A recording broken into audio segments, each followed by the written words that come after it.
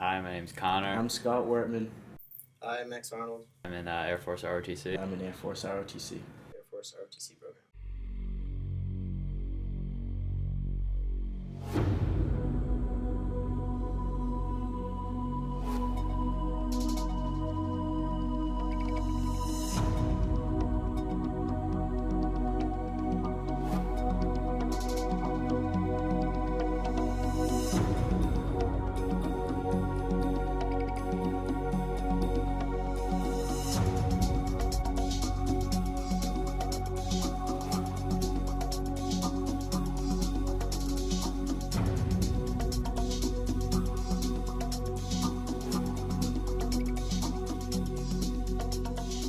ROTC stands for Reserve Officer Training Corps.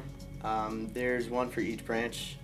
It prepares the cadets, is what we're called in the Air Force. It prepares us to become future leaders in the Air Force. I think from the inside looking out, there are a few common misconceptions. One being the obvious one is that when people think ROTC, they automatically think Army. And there's actually at least three branches. I'm pretty sure there's three. It's Navy, Air Force, and Army. Another common misconception is that people only see us as soldiers running around the campus, but about 80% of the week we're actually students taking normal classes that they don't notice because we're not in uniform at that time. We do a few types of things in ROTC. We do PT, that's physical training, leadership lab, and there are a few extracurriculars like drill team, Arnold Air Society, and Pershing rifles. Drill and ceremonies in leadership lab is when we get into flights where we fall into like column formation, and then we march around the women's building gym, and they give us commands and we have to follow them. PT is physical training, and we do it every week, at least 2 times a week, and it just involves, it just keeps us in shape. It involves playing a sport or working out as a group and just getting stronger together. We learn a lot of different things in lead lab. One of the things we've done recently is learn the proper way to fold the American flag.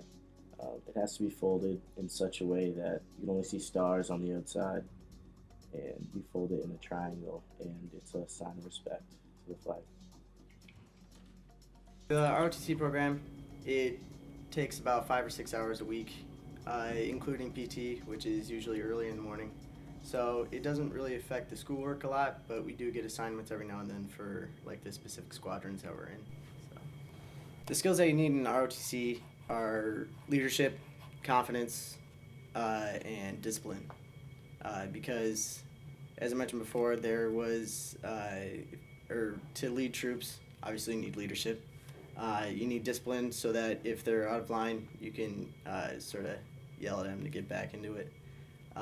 And confidence, because even if you do make a mistake, you have to keep going, as in, like, if you didn't even make a mistake. I joined ROTC because there was a veteran that came to our school, and he was from the Vietnam War, and he described what he had to go through and like what he had to see, and that sort of sparked my, you could say, love for trying to defend our country. So. A big part of ROTC is leadership, so I want to become the leader the military asked for. My overall ROTC experience has been actually pretty well. When I first started, I wasn't the most confident leader, you could say. There have been a couple of times so far where I've thought about quitting. There's just been a lot on my plate, a lot of schoolwork, and just ROTC brings much more to the table than just the typical student. But I always think about the goals from the beginning, and I just decide to power through it. What keeps me going is the light at the end of the tunnel. It's just seeing what my father did and just knowing that that's what I want to do afterward. I want to be able to fly for the military, protect my country.